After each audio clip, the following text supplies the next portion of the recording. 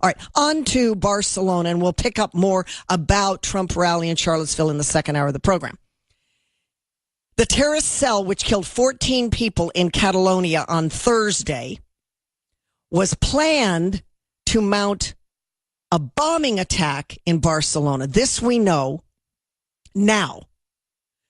That was abandoned when they accidentally blew up the house where they were stockpiling the bombs and other minor explosives. So this week, we learned of that explosion that occurred Wednesday in Spain.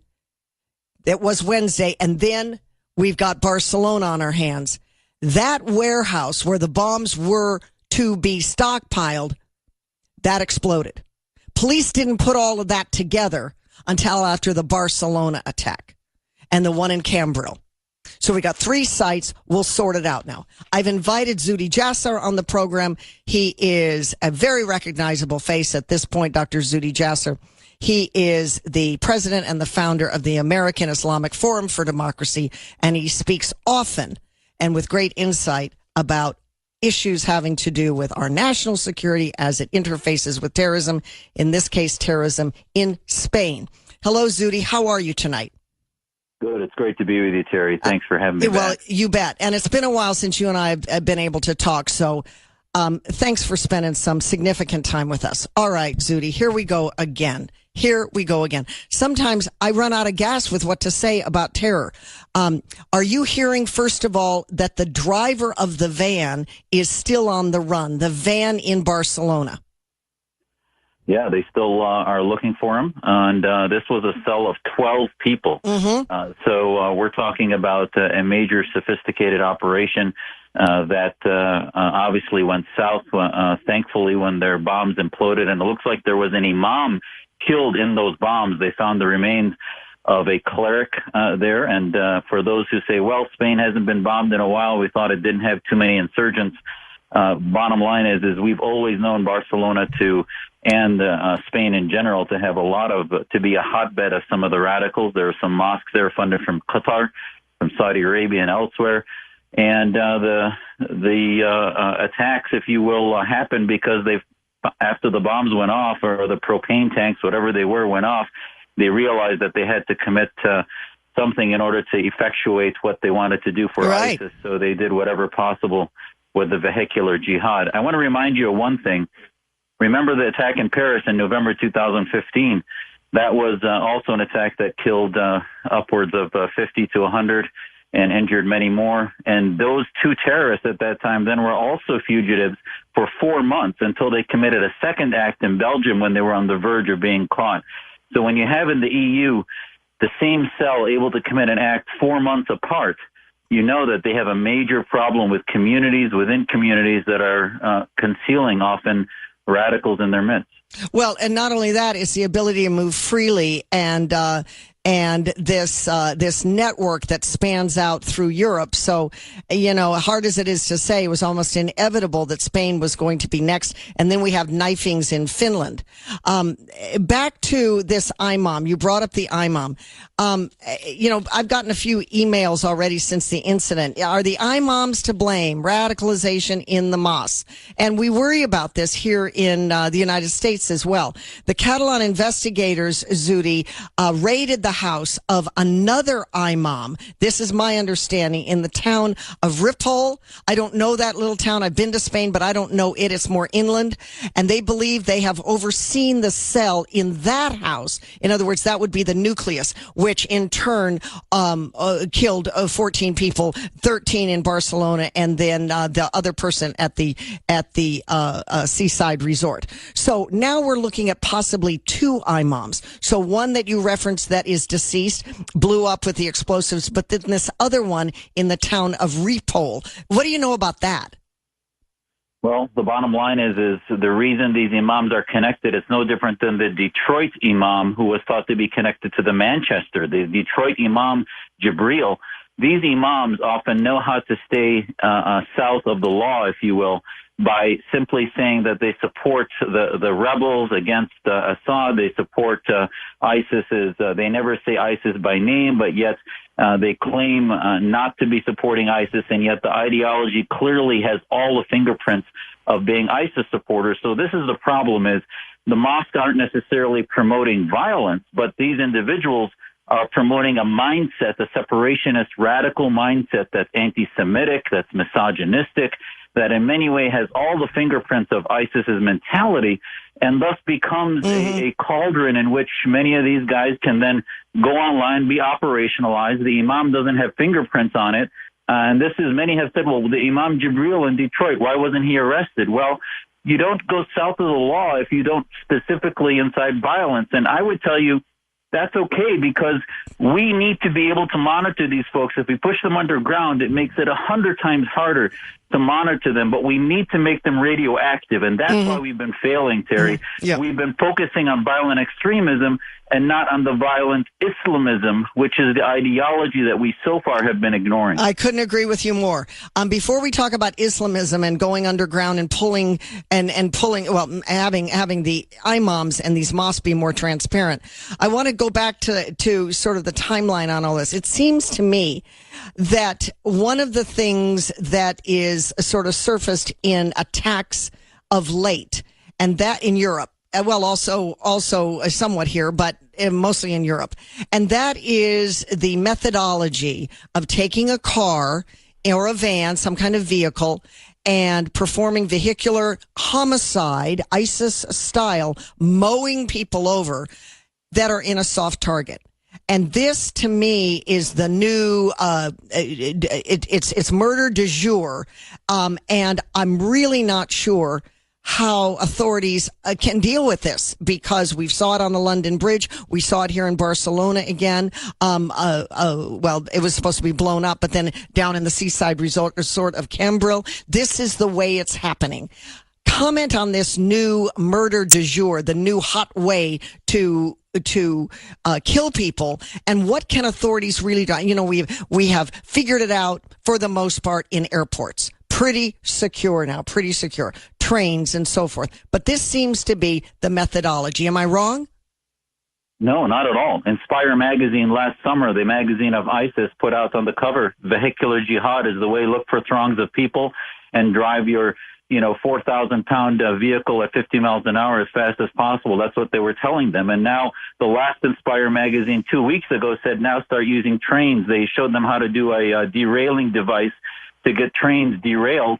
And we have 100,000 miles of train systems that need to be monitored, et cetera. So the bottom line, Terry, is that if we're going to wait to expect our Homeland Security to get these guys when they become behaviorally violent, they're going to get through 9 out of 10 times.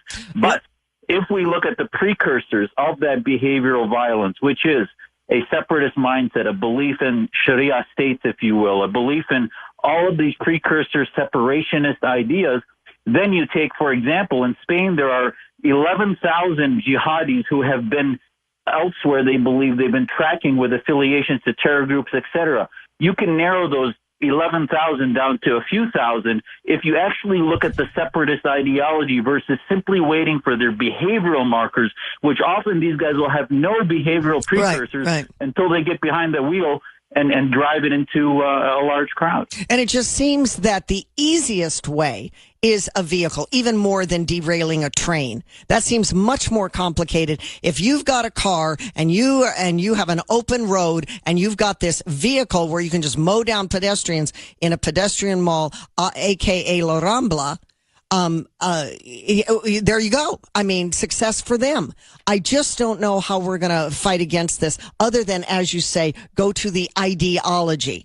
Let's take a quick break. When we come back, Zuhdi, what I'd like to do is dig deeper into ideology and go back to our talk, the comments that we were making about the imams, exposing them, getting them out in the open, what the ideology is. Because I'm with you, and the times we've talked over the years, we always come to this point. And what we're seeing in Barcelona and in Paris, in London, et cetera, Finland, it's symptoms. It's the result of this ideology, and we just can't seem to, and they in Europe can't seem to get to the heart of the problem. Let's pick it up on the backside. This is News Talk 550 KFYI. I'm Terry with Dr. Zuhdi Jasser, president and founder of the American Islamic Forum for Democracy. He's with us on the Barcelona attacks. Back to the Terry Gilberg Show. I'm spending some time with Dr. Zuhdi Jasser. He has been a mainstay on my program for years and years and years, and he's done a lot of national media as well on the issue of Islamism and reform. So let's continue on with the events in Barcelona. Most people are up to speed with what exactly happened. In a way, it's another attack that we know the players. We know they're using vehicles now. We know by any means possible they're reading the filth in their magazines. They're lone wolves that love this ideology, and then ISIS claims a victory lap on it. Let's talk about getting into Islamism. It's always struck me, and you know this because we've talked about it before, that there isn't much discussion at all about what's really happening in mosques. First of all, certainly not in the United States. It's like, well, whatever, we'll be reactive rather than proactive. I highly doubt that's happening in Europe, and I've traveled quite a bit in Europe because, for one thing, Europe is post-Christian. A lot of Europeans kind of poo-poo Western religions, and so they would, take it easy also on Islam, and they freely have said so. The third reason that we don't hear a lot about it is because we in America don't really delve much into the Quran. We can have our Bible studies, but we don't look at the Quran and say, what is it really talking about, and how to separate understanding or interpretation of the Quran from those believers who say it is hardcore. Everything in there is what we need to have allegiance to. For example, some of the core Islamists will say that Islamic teachings in the Quran, if you make criticism of that, it's punishable by death. So how to get to the spirit, how to get to Islamism, the spirit of that? What is the best way to make it transparent more to us in the United States, and then call it out and change the minds and the hearts? Well, I think, Terry, every discussion that we have, be it in media, news media, Hollywood, music, business, interfaith, all the different platforms in America need to start, when we talk about Islam, understand where Islam is in its history right now. We are at the same stage in which the establishment of the Islamic faith, remember, Trump won his election domestically by fighting the establishment. Well, it's about time that we in the American leadership fight the global establishment of Islam.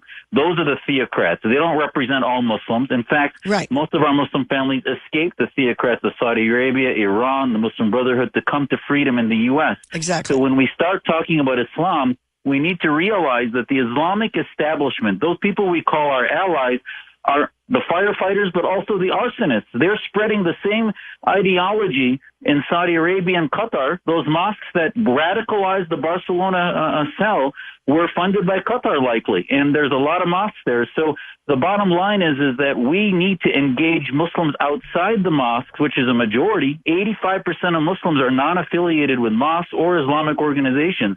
They need to start taking ownership and responsibility for reforming. We have a Muslim reform movement, and I think the rest of America needs to start to be part of a campaign to expose and change the mantra from being against simply violent extremism, which was the bromide that the Obama administration sold us into this oblivion, to change it to countering violent Islamism, where we begin to engage reformers and Muslim leaders in the business community and the lay community against the Islamic establishment, which are the problem.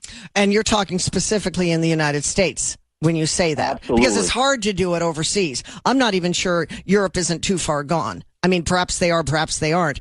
But we can talk about Europe in a minute. I think it's hard to do, Zuhdi. For example, today, yesterday, for this past week, we heard a lot about First Amendment speech, certainly in Charlottesville, Virginia, and then other places. We hear that there was rallies in Dallas, there was a huge rally in Boston, and so forth. So you've got those on the left, all the progressives on the left, and Antifa on the extreme left saying, First Amendment speech, that's hate speech, that's hate speech, we don't protect it, we don't like it, we will fight against it. And yet, they don't fight against that when it comes to Islamism and the jihadists. That is really, really odd. Very, very odd.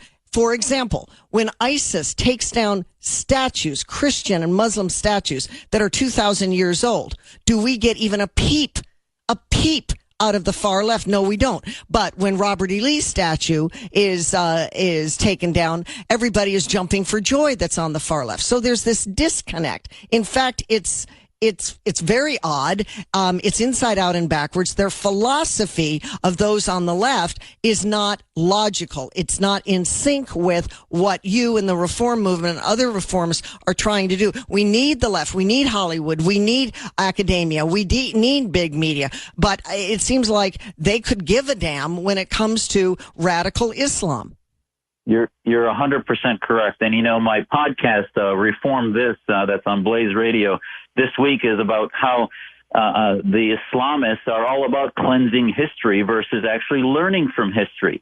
And that's what the Saudis do and others. And while President Trump gave a good speech in Saudi Arabia many months back, the bottom line is while Muslims may only be 3 to 4 million in America, we can do things here that you just cannot do in oppressive theocracies like Saudi Arabia or Iran. Mm-hmm. So therefore, Muslims in America, the left uses us as an identity checkbox that they protect minorities, etc. They really don't care. It's almost this bigotry of low expectations where they don't care what happens inside the Muslim community. And yet they don't realize the responsibility we have as American Muslims to lead this campaign globally. And we need to have a strategy I've called, and actually Prime Minister Cameron called it in a speech in Britain in 2011, actually in Munich. He called it muscular liberalism. Where are the liberals to advance ideas of freedom and liberty, not only domestically but abroad? That's the way to counter terror. You don't just say we're against violence, we're against terrorism. What are we for? We're for muscular liberalism, for the freedom of gay rights, feminist rights, and others inside Muslim communities that are so oppressed.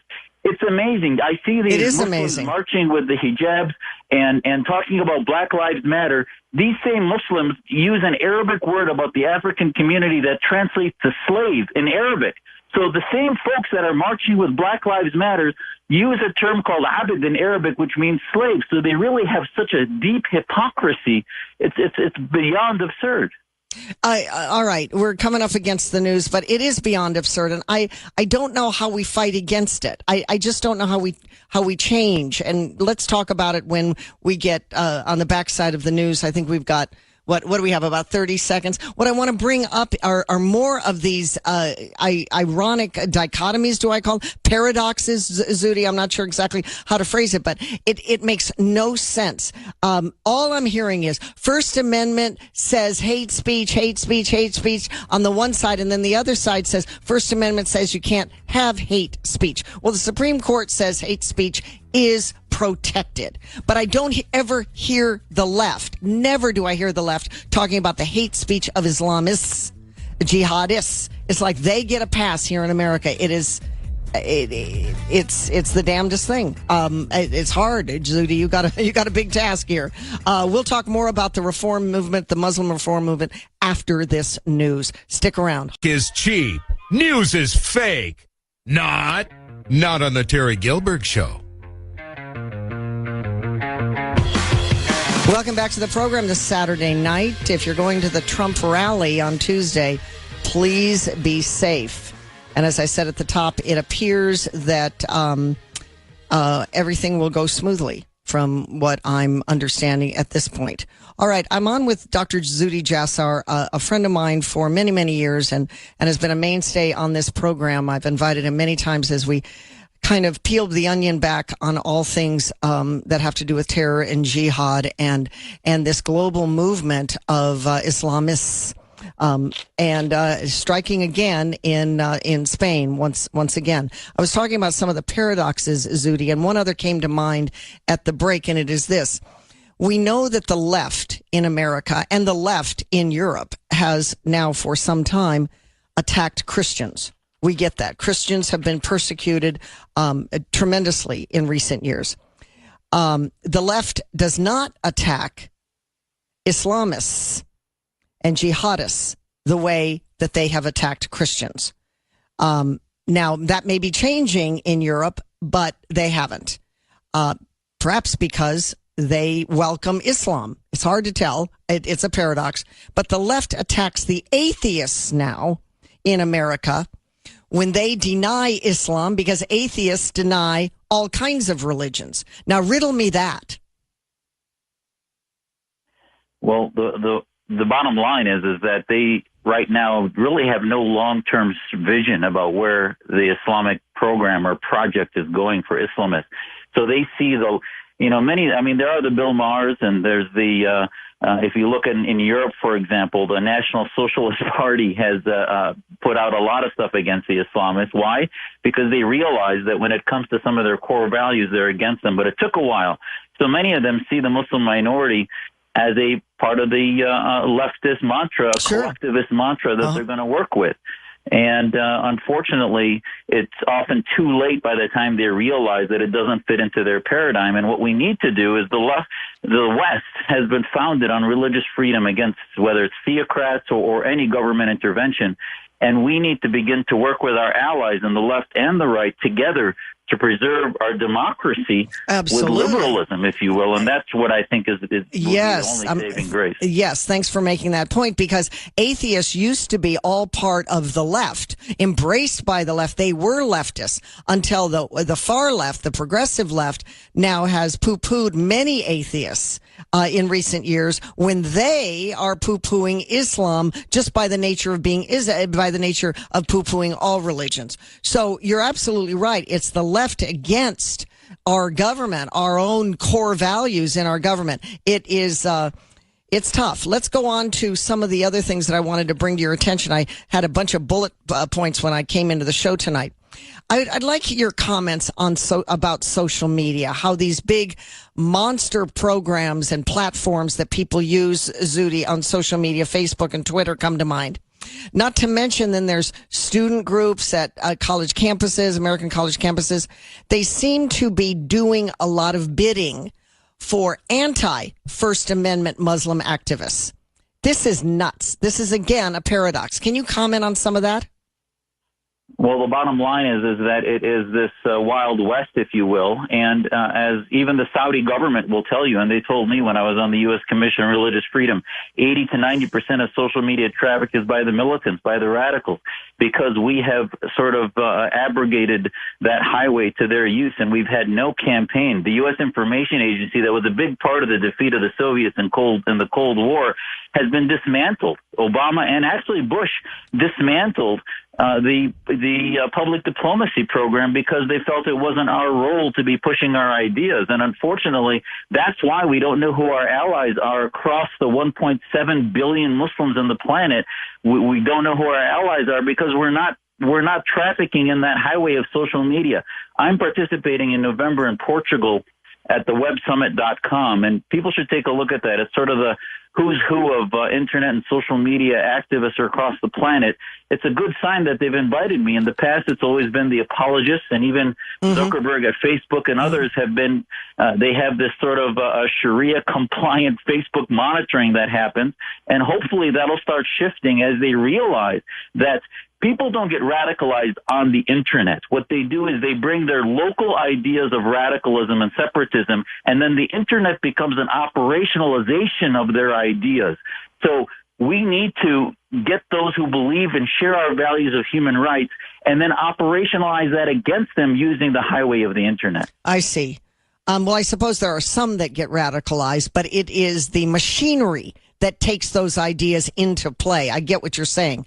I wish you would address also, when you go to Portugal, or for now in brief, how Twitter and why Twitter and Facebook, what's happening? They continue to regularly censor speech that is critical of Islam. If someone wants to put something up, not knowing the difference between Islam and Islamism, and many people don't, Facebook and Twitter, they regularly censor that speech while allowing the death threats against its critics. When is that going to change, Zuhdi? when enough Americans and enough people of influence start putting their foot down and telling social media that is intolerable, that ultimately you can't reform a religion that you can't criticize. And we as Muslims will admit, any honest Muslim should admit that. If you can't criticize Islam and its leaders, you can't reform it. And that's why most of my allies in Saudi Arabia, Iran, and elsewhere are in jail. So the only place we can do this openly, the Twitter censorship police listen to the Islamists, and that's why they're doing that. They're listening to the lobbies in Washington and New York and elsewhere that are funded by Qatar and other Islamist governments, and they listen to them. They don't want any type of criticism so that they can maintain the status quo. And listen, Twitter was a technology that unroofed Tunisia, Egypt, Syria, all of these governments. So it has a huge potential to defeat these guys. But if we don't do it right with a muscular liberalism, it will leave vacuums that end up worse, like we see now in Syria, than it was beforehand. Well, so are you going to meet the behemoths of Twitter and Facebook there in Portugal when you go? Yes. All right. And what's your main message? Our main message is for them to invest as much in us as they do in the apologists. All we want is a seat at the table. We want disruption. And the only way you get change in history is through disruption. Right now, social media, as chaotic as it is not disruptive when it comes to reformists. We don't have any type of platform that's significant compared to the Islamists who are funded by petro-Islam. And if Facebook and others want to start giving us platforms and donating to our foundations and others, it will begin to change the world. All right. That begs this question and follows from your statement. How is the reform movement that you are leading, how is it working within American colleges and universities? I can't believe how liberal our nation's colleges and universities have become. And again, it's a paradox. How are you doing with that hurdle? Well, I look at things as a cup half full. We've made a lot of progress. We didn't exist before 2015 as far as a movement goes. Now we have 20 different leaders and journalists, and from Canada, Europe, and the U.S. We've had 3 different national gatherings that we've gotten together. We are beginning to have a presence on some of the campuses, but it's still very nascent and still needs a lot more. I can tell you right now, there are a couple of universities we had plans for programs in that have since backed out. So it is frightening the amount that leadership, chancellors, and others are afraid of any types of protests, and especially when it comes to the issue of Islam and Muslims. But I think they're less so when it involves Muslim leadership, and I think that speaks to the importance of engaging Muslim leaders. It's hard for them to say that my family, who's helped build 4 different mosques across the country, and others are Islamophobes. So as much as it's much easier for the Muslim organizations, the Islamists, to protest non-Muslims or former Muslims than it is for them to protest active, devout Muslims. So I think that's the template that should be used across academia and elsewhere. Get platforms with debates, have them debate us. We can, get the message of debate out there, that there are Well, the fascinating thing is, Terry, it's as difficult as the vehicular jihad to stop. A week ago, there was a plot out of Australia of a bomb that was shipped in from Turkey. They ordered it online. The bomb parts were shipped in. The security services stopped it before it came together at the airport at Etihad Airlines. And it was paid for through a fake PayPal account. And they were finding that the PayPal account that supposedly was selling printers was not selling printers. It was transferring funds across global country lines to jihadists in order to buy bomb parts that were then transferred through eBay. So you found eBay and PayPal involved in major terror financing, and they didn't know it.